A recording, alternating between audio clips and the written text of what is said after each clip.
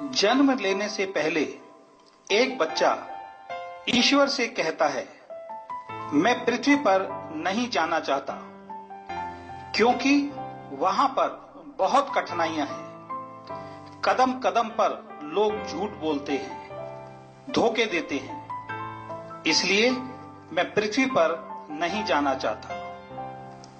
ईश्वर ने उसे बहुत मनाया पर वो नहीं माना, लेकिन एक शर्त पर वो जन्म लेने को तैयार हो गया कि ईश्वर हमेशा उसके साथ रहेंगे, चाहे दुख हो चाहे सुख हो।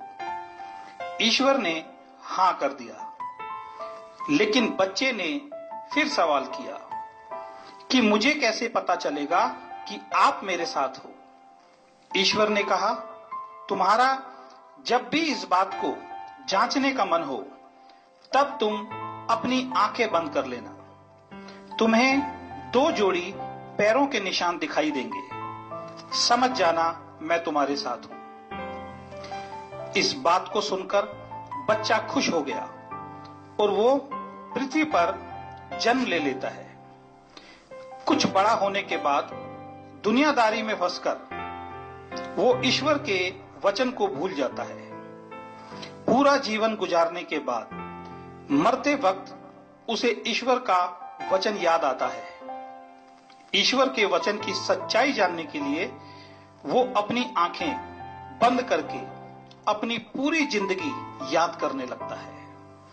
उसे धुंधले धुंधले दृश्य दिखाई देते हैं।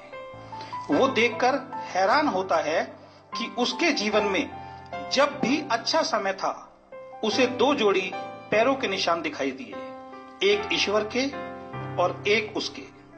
लेकिन जब भी बुरा वक्त आया तब सिर्फ 1 जोड़ी पैर ही दिखाई दिए। उसने सोचा, इसका मतलब ईश्वर ने अपना वचन नहीं निभाया, और यह सोचकर वो व्यक्ति मर गया।